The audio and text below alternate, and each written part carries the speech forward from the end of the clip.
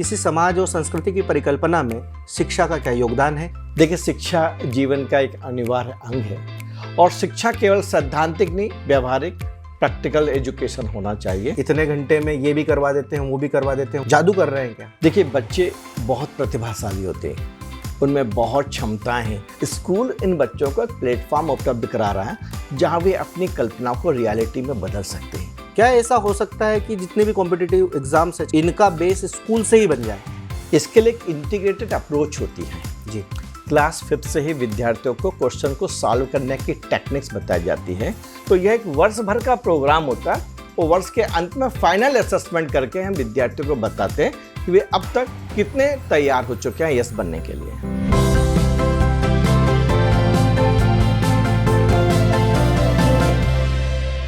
नमस्कार, मैं निकुंज पाटीदार। खरगोन के शिक्षा जगत के कुछ अनछुए पहलुओं पर हम आज चर्चा करने इस पॉडकास्ट में उपस्थित हुए हैं। हमारे साथ में हैं शिक्षा जगत में 35 वर्षों की लेगेसी रखने वाले mister Ashok Dixit sir. Dixit sir का शिक्षा जगत में सोचना किस तरीके से है, ये आज हमें उनसे जानने को मिलेगा। तो आज हम स्वागत करते हैं मिस्टर अशोक दीक्षित सर का। सर, स्वागत है आपका। नमस्कार सर, हम जानना चाहेंगे किसी समाज और संस्कृति की परिकल्पना में शिक्षा का क्या योगदान है। तो मेरा ये मानना है कि शिक्षा में नवाचार के साथ में पुरातन को जोड़ते हुए क्या आप करना चाहते हैं, क्या आप कर रहे हैं, इसके ऊपर मैं थोड़ा सा विषय रखना चाहूँगा। देखिए, शिक्षा जीवन का एक अनिवार्य अंग है और शिक्षा केवल सैद्धांतिक नहीं, व्यवहारिक प्रैक्टिकल एजुकेशन होना चाहिए। इसलिए इसमें बार बार नवाचार होना चाहिए क्योंकि जीवन में बहुत तेज़ी के साथ परिवर्तन हो रहा है। तो अब शिक्षा भी प्राचीन नहीं रह गई है। अब शिक्षा में टेक्नोलॉजी आ गई है, शिक्षा में मनोविज्ञान हो गया है, शिक्षा में ब्रेन बूस्टिंग आ गई है, शिक्षा में नए नए क्रिएटिव थिंकिंग आ गई है, प्रॉब्लम सॉल्विंग अप्रोच आ गई। तब शिक्षा ने एक बड़ा ब्रॉड स्वरूप ग्रहण कर लिया, इसलिए अनिवार्य रूप से उस पर चर्चा होना ही चाहिए। सर, कई बार देखने को आता है कि पेरेंट्स में ये चीज़ें अभी से होने लग गई, बच्चे भी उस तरीके से तैयार होने लग गए हैं। एकेडमिक जो चीज़ें रहती है स्कूल की, किसी स्कूल की, वहाँ पर पेरेंट्स की काफ़ी अपेक्षाएं होती हैं। वो बचपन से ही सोच लेते हैं कि हमारा बेटा IAS बनेगा, IITN बनेगा या देश की शीर्ष संस्थाओं में काम करे और ज़्यादा से ज़्यादा बिजनेस करें, अच्छा नागरिक बने। तो इस दिशा में IPS IAS सोचने वाले काफ़ी पेरेंट्स हैं। तो उनके लिए आदित्य इंटरनेशनल में आप किस तरीके की गतिविधियां कर रहे हैं या बच्चे को बचपन से ही किस तरीके से आगे बढ़ाने की अप्रोच कर रहे हैं, इसके बारे में थोड़ा सा जानना चाहूँगा ताकि हमारे दर्शक भी इससे मुखातिब हो सकें। अधिकांश विद्यार्थी और बहुत पालकों का भी स्वप्न होता है कि उनके बच्चे सिविल सर्विसेज में जाएं, IAS बने, IPS बने। वास्तव में इसके लिए एक माइंडसेट की आवश्यकता होती है और स्कूल लेवल से ही स्टूडेंट्स को इसकी तैयारी स्टार्ट करना चाहिए। आदित्य इंटरनेशनल स्कूल ने एक अपना सिलेबस बनाया है जूनियर IAS, जिसे हम क्लास 6 से स्टार्ट कर देते हैं। हम क्लास 6 से ही विद्यार्थियों को गाइड करते हैं इंडिया की ज्योग्राफिकल कंडीशन, इंडियन कॉन्स्टिट्यूशंस के बारे में। इसके एक्सटेंसिव स्टडी हम बच्चों को देते हैं। साइंस की डीपर कंसेप्ट और कंसेप्ट कितनी क्लियर हुई तो हम साइंस क्विज के माध्यम से, प्रेजेंटेशन के माध्यम से और वर्ष में 4 बार हम बच्चों से रिसर्च भी कराते हैं। इसके बाद उनका ऑनलाइन असेसमेंट करके देखते हैं कि बच्चों की कंसेप्ट कितनी अच्छी है। IAS बनने के लिए या सिविल सर्विसेज के लिए विद्यार्थियों के राइटिंग स्किल और प्रेजेंटेशन अच्छा होना चाहिए, जिसके लिए हमने क्लास 1 से ही योजना बनाई है, जिसके अंतर्गत विद्यार्थी एक writing approach, proper writing skill उनके अंतर्गत डेवलप होती है।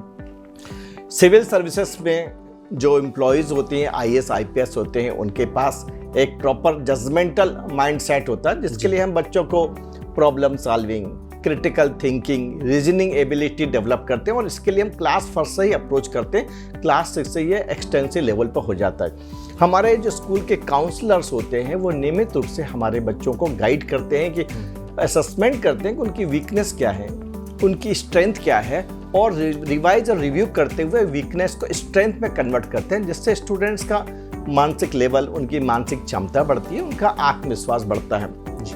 हम लोग रेगुलरली बच्चों को मॉक इंटरव्यू की तैयारी कराते हैं, पूरी तरह से उनको एक्सटेंसिव ट्रेनिंग देते हैं कि उनका सिटिंग मैनर, उनका पोस्चर, उनकी पेच, उनकी टोन, उनके कम्युनिकेशन स्किल, उनकी समझ को किस प्रकार से प्रस्तुत किया जाए। और पश्चात हम मॉक इंटरव्यू कंडक्ट करते हैं एक्सपर्ट्स को बुला के। इस प्रकार से बच्चे मानसिक रूप से एक माइंडसेट तैयार किया जाता है सिविल सर्विसेज के लिए, जहां वे भविष्य में आईएएस बनकर अपना सपना पूरा कर सकते हैं। जी सर, इस प्रोसेस में तो काफ़ी चैलेंज होते होंगे, क्योंकि बच्चा रॉ मटेरियल आपके पास में आता है, पेरेंट्स की अपेक्षाएं हैं, बच्चों को ग्रूम करना है, तो शुरुआती दौर में तो काफ़ी चीज़ें दिक्कत फेस करना पड़ती होंगी कि बच्चा नया है, उसको क्लास फर्स्ट से हम लेकर के जा रहे हैं, तो उनके ऊपर आप जैसे बता रहे हैं कि हम स्टेप टू स्टेप उसको ग्रूम करते हैं, पॉलिश करते हैं, तो शुरुआती दौर में तो पेरेंट्स को भी दिक्कत आती होगी, बच्चे को भी दिक्कत आती होगी, या कोई ऐसी अलग से टेक्निक है हमारे पास कि बच्चा फेमिलियर हो जाता है उन चीज़ों को जूनियर आईएएस के लिए, पेरेंट्स की अपेक्षाओं के लिए, स्कूल की अपेक्षाओं के लिए, या फिर हम कहें कि उस बच्चे के उज्जवल भविष्य के लिए? हमारे पास 2 तरह की टीम होती है। एक कंटेंट डेवलपमेंट टीम होती है जो निरंतर कंटेंट को सर्च करके बच्चों को उनके लेवल पर लाके कंटेंट बताती है और उन्हें गाइड करती है। दूसरी, हमारे पास 2 तरह के काउंसलर होते हैं। एक स्कूल के ऑनलाइन काउंसलर होते हैं, एक स्कूल के इनरोल किए हुए काउंसलर होते हैं, दूसरे हायर्ड काउंसलर होते हैं। और ये काउंसलर रेगुलरली, पीरियडिकली हर 8 दिन और 15 दिन में बच्चों के साथ कम्युनिकेशन स्थापित करके उन्हें इसके लिए मानसिक रूप से तैयार करते हैं। उन्हें बताते हैं कि उनकी तैयारी करने का पैटर्न क्या होगा, स्ट्रेटेजी क्या होना चाहिए, उन्हें अपने ही चारों ओर के वातावरण से कंटेंट, अपनी समझ किस प्रकार से डेवलप करना चाहिए, साथ में उनको माइंडसेट तैयार करते हुए उनके बेहतर प्रेजेंटेशन का तैयार करते हैं। तो यह एक वर्ष भर का प्रोग्राम होता है और वर्ष के अंत में फाइनल असेसमेंट करके हम विद्यार्थियों को बताते हैं कि वे अब तक कितने तैयार हो चुके हैं आईएएस बनने के लिए। जी सर, इस और थोड़ा सा बताएं कि हम किस तरीके की मनोवैज्ञानिक अप्रोच बच्चों को और पेरेंट्स के लिए जो सोचना है कि इतने घंटे में ये भी करवा देते हैं, वो भी करवा देते हैं, वो भी करवा देते हैं, जादू कर रहे हैं क्या, तो उनके लिए कुछ मैसेज ड्रॉप करना चाहेंगे सर? अब तक पिछले 40 वर्षों से हम जो एजुकेशन सिस्टम को फॉलो कर रहे थे वह पुराना हो गया और NEP 2020 ने हमें कहा कि अब एक्टिविटी बेस्ड एजुकेशन होना चाहिए, जिसमें गतिविधि आधारित विद्यार्थियों को प्रैक्टिकल तरीके से ज्ञान दिया जाता है, जहां रोट लर्निंग की कोई जगह नहीं है। इस एजुकेशन सिस्टम से विद्यार्थी अपने अंतर में छिपे हुए पोटेंशियल को उनके इंटरेस्ट के अनुसार बाहर लाते हैं और बहुत ही साइकोलॉजिकल और साइंटिफिक अप्रोच के साथ उनके अंदर स्किल डेवलप होती है। और जब स्टूडेंट में स्किल डेवलप हो जाती है तब पढ़ने में उनका रुझान आ जाता है और कम समय में कम एफर्ट करके वे बेहतर परिणाम देते हैं। सर, प्रायः देखा गया है कि पेरेंट्स डॉक्टर, इंजीनियर या फिर सिविल सर्विसेज की बात करते हैं। अगला प्रश्न मैं पेरेंट्स की तरफ से ही उठाना चाहूँगा कि आईआईटी के लिए जो बेस बोलते हैं कि हम बेस तैयार करने के लिए बच्चे को वहाँ पढ़ा रहे हैं, यहाँ पढ़ा रहे हैं, बच्चा एक इमोशनली कनेक्ट से दूर होता है सर, तो सर हम बेस यहाँ पर तैयार कर सकते हैं क्या? हम क्लास फर्स्ट से ही बच्चे में डेवलपमेंट लाते हैं।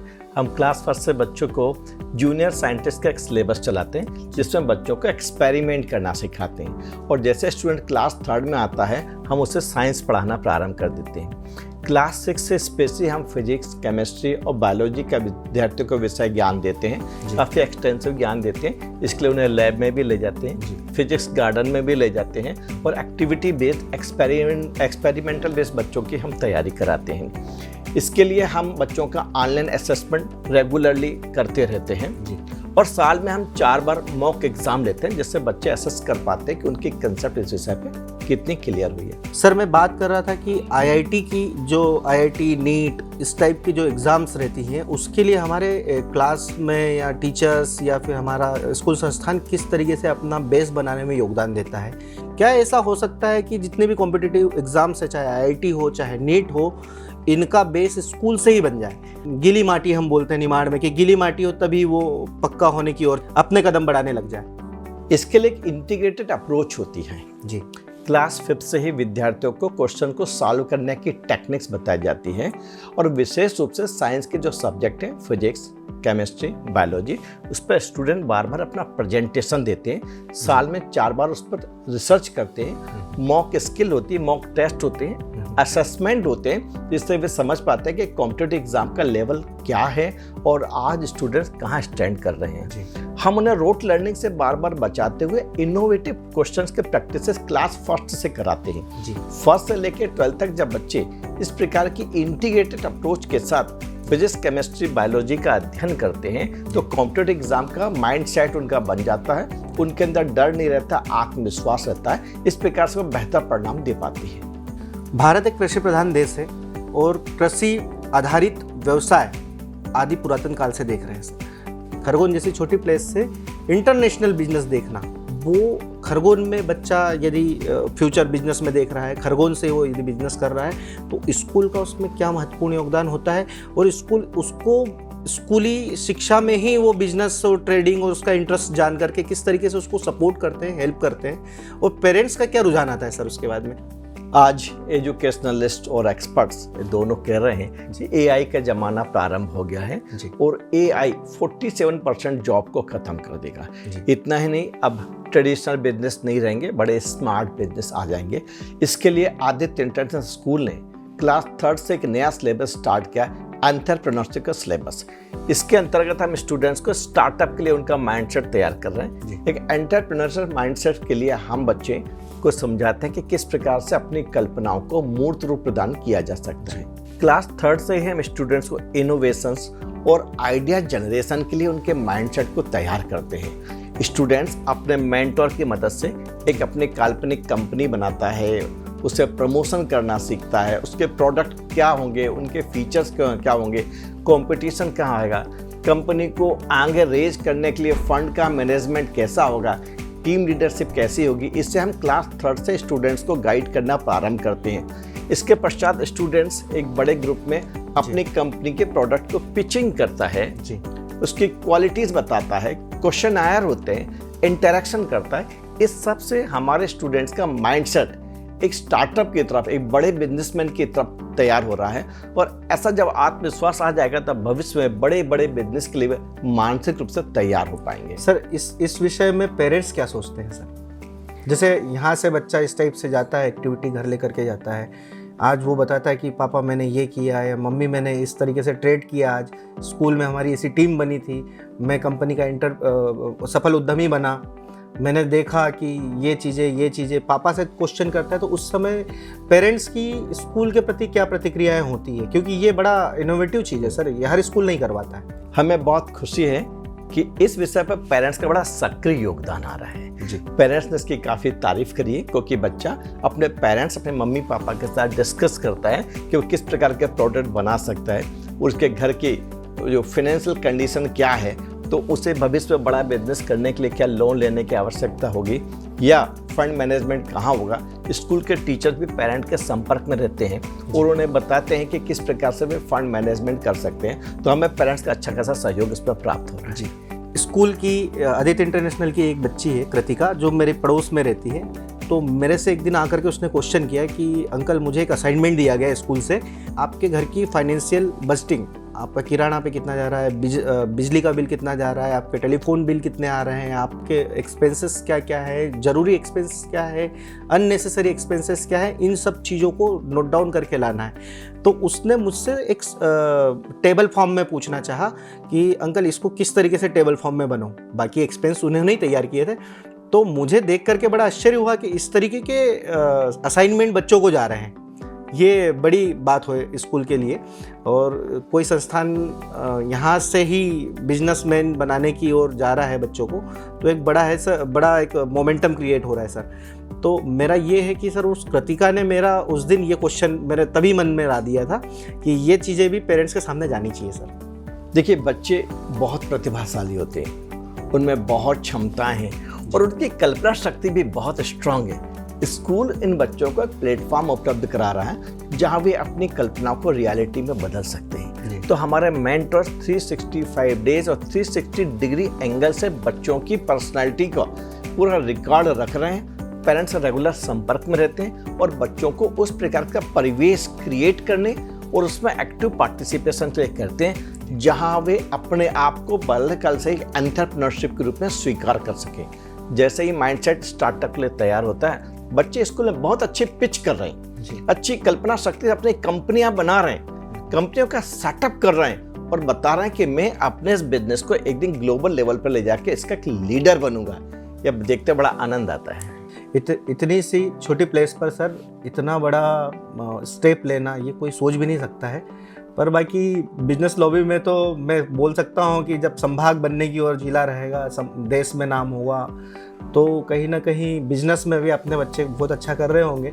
उसके पीछे जरूर इस स्कूल का भी योगदान रहेगा, आदित्य इंटरनेशनल स्कूल का भी योगदान रहेगा। अवश्य। पिछली 3 पीढ़ी से हम बार बार बच्चों को कहते थे, बेटा अच्छा पढ़ो, अच्छा पढ़ने से नौकरियां लग जाएंगी, क्योंकि बिजनेस करने में उन्हें रिस्क खतरा लगता था। लेकिन हम बचपन से ही बच्चों को तैयार कर रहे हैं, नौकरी के अतिरिक्त एक स्टार्टअप का एक बड़ा योगदान दे और अच्छा स्टार्टअप के माध्यम से वो भारत को दुनिया में प्रथम स्थान पर ले जा सकते हैं।